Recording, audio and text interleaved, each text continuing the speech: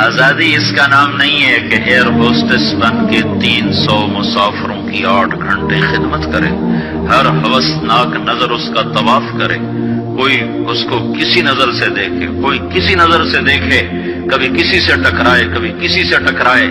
یہ آزادی ہے، یہ آزادی ہے۔ ہمارا آسٹریلیا سے سفر ہو رہا تھا، سنگاپور 8 گھنٹے کی مسلسل فلائٹ تھی۔ بڑا جمبو جہاز، اور وہ لڑکیاں ادھر بھاگ رہی ادھر بھاگ رہی۔ ایک مجھے وہاں خیال آیا، دوسری دفعہ ہمارا سفر نیو یارک سے تھا، نیو یارک سے ہم چلے اور قاہرہ ہم اترے۔ قاہرہ 11 گھنٹے کا مسلسل جہاز کا سفر، مسلسل 11 گھنٹے ایک ٹانگ پہ کھڑے ہو کے لڑکیاں بھاگ رہی، وہ لڑکے ایئر ہوسٹس بھاگ رہی ہیں، اور اس کے ساتھ 300-350 کا مسافر جہاز ہے۔ ہر نظر ان کو طواف بھی کرتی ہے، بلاتی بھی ہے، پکارتی بھی ہے۔ اور ایک لڑکی گھر بیٹھ کر اپنے خاوند کی خدمت کرتی ہے، اپنے بچوں کو پالتی ہے، اور اس کا خاوند اس کو باہر سے کما کے لا کے دیتا ہے اور اسے گھر میں عزت کے ساتھ رکھتا ہے۔ اس کا نام غلامی رکھا، اس کا نام آزادی رکھا۔ ہوٹل میں وہ چائے سرو کر رہی ہے، یہ آزادی ہے۔ اور وہ کاؤنٹر پہ جنرل سٹور پر 8 گھنٹے کھڑے ہو کر وہ سارا دن تھکن سے چور ہو جاتی ہے، پھر اس نے گھر جا کے کھانا خود تیار کرنا ہے۔ وہ گھر میں اس کا خاوند کوئی نہیں بیٹھا، وہ بوائے فرینڈ ہے، وہ آج اس کے ساتھ ہے، کل کسی اور کے ساتھ ہوگا۔ ایک ڈرامہ رائٹر تھے اشفاق احمد خان رحمت اللہ علیہ، میری ان سے اچھی دوستی تھی۔ تو جب ایک دفعہ ہماری ان سے ملاقات ہوئی، جنید جمشید نے ان دنوں تازہ تازہ گانا چھوڑا تھا، توبہ کی تھی، تو وہ ابرار مجھے ملنے کے لیے، ابرار یہ جو آج کل گانے کا تھا، وہ مجھے ملنے کے لیے آئے۔ تو ہم ایک گھر میں تھے، تو وہ اشفاق صاحب کہنے لگے کہ میں اس تبلیغ کے کام سے متاثر ہوا انگلینڈ میں، کہ ہم ایک پارک میں بیٹھے تھے، ایک جماعت آئی تبلیغ والوں کی، انہوں نے آ کے مغرب کی اذان دی، نماز شروع کر دی۔ 15-16 لڑکیاں وہاں کھڑی تھی۔ ایک نماز ختم ہوئی تو لڑکیاں آگے بڑھی، تو میں نے اپنی بیوی سے کہا چلو ہم بھی چل کے سنیں یہ کیا کہتے ہیں۔ تو جب وہ پہنچے ہم وہاں، تو وہ لڑکی نماز پڑھانے والے سے کہہ رہی تھی آپ انگلش جانتے ہیں؟ اس نے کہا جانتا ہوں۔ کہا آپ نے کیا کیا ہے؟ کہا ہم نے عبادت کی ہے۔ اس لڑکی نے کہا آج تو اتوار نہیں۔ انہوں نے کہا ہم دن میں 5 دفعہ پڑھتے ہیں، 5 دفعہ۔ مجھے نہیں پتا ان بچیوں میں کتنی ہیں جو 5 دفعہ نماز پڑھتی ہیں، شاید کم ہی ہوں گی۔ اللہ کرے تم سب کو یہ دولت نصیب ہو جائے۔ یاد رکھنا، سجدوں میں سر رکھے بغیر نہ کبھی کسی نے اللہ کو پایا نہ پا سکتا ہے، اور سجدوں میں آنسو بہائے بغیر نہ کبھی کسی نے دل کی دولت کو سمیٹا ہے نہ کوئی سمیٹ سکتا ہے۔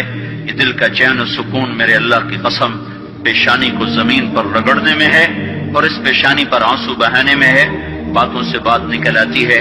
جنید جمشید 1997 میں سب سے پہلے مجھے ملا، مجھ سے کہنے لگا مولوی صاحب، ایک پاکستانی جس گلیمر کو خوابوں میں دیکھتا ہے، جس زندگی کا خواب دیکھتا ہے، وہ زندگی مجھے حاصل ہے۔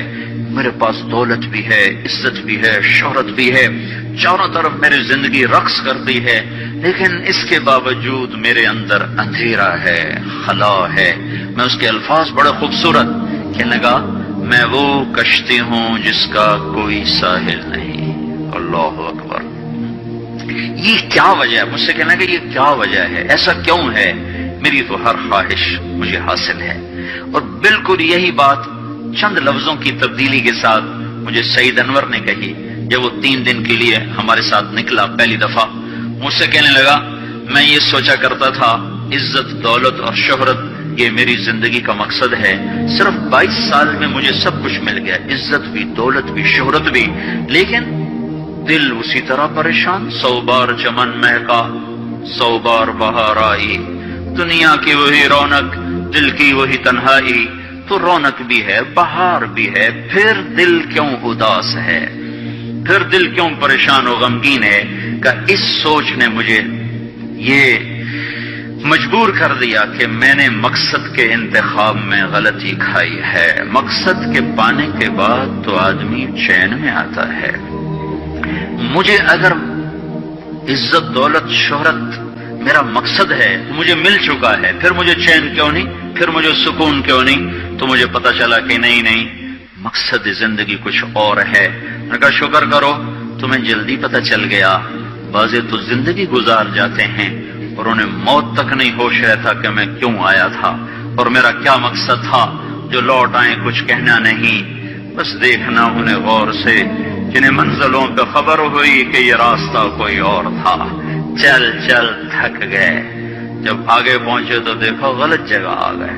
واپس مڑنے کا وقت ختم ہو چکا ہے، شام ہو چکی ہے، اندھیرے چھا چکے ہیں، اب واپس مڑنے کا راستہ نہیں ہے۔ شکر کرو کہ اللہ تعالیٰ نے ہمیں ایمان کی دولت عطا فرمائی، اور تم 22 سال کی، تم جلدی 30 برس کی عمر میں ہی تمہیں ہوش آ گیا کہ نہیں میری زندگی کا مقصد کوئی اور ہے۔ اس نوجوان نے کہا ہم دن میں 5 نمازیں پڑھتے ہیں۔ اس لڑکی نے کہا یہ تو بہت زیادہ ہے۔ اس نوجوان نے کہا، لمبی خیر بات ہو جائے گی، آخری بات بتاتا ہوں۔ تو جب وہ بات ختم ہو گئی تو اس لڑکی نے آگے ہاتھ بڑھایا کہ اچھا خدا حافظ۔ تو اس نوجوان نے کہا میں آپ کو یہ ہاتھ نہیں لگا سکتا۔ اس لڑکی نے کہا کیوں؟ کہا یہ ہاتھ میری بیوی کی امانت ہے، یہ صرف اسی کو چھو سکتا ہے اور کسی کو نہیں چھو سکتا۔ تو لڑکی کھڑی تھی، اس کی چیخ نکلی اور زمین پہ گر گئی اور اس کی ہچکیاں لگ گئی اور وہ پھوٹ پھوٹ کے رونے لگی اور کہنے لگی وہ لڑکی کتنی خوش قسمت ہے جس کے تم خامند ہو، کاش یورپ کے مرد بھی ایسے ہوتے۔ اور روتی ہوئی، آنسو بہاتی ہوئی اٹھ کے چل دی۔ تو اشفاق مرحوم کہنے لگے میں نے اپنی بیوی سے کہا بانو آج وہ تبلیغ ہوئی ہے کہ لاکھوں کتابیں چھپ کر بھی وہ پیغام نہ پہنچتا جو یہ لڑکا اپنے عمل سے پہنچا گیا۔ تو ہمیں ایک زندگی کا میرے عزیزوں مقصد ملا ہے، اللہ ہماری منزل ہے، ہم اللہ کو سامنے رکھ کے زندگی گزارنے والے ہیں، ہم آزاد نہیں۔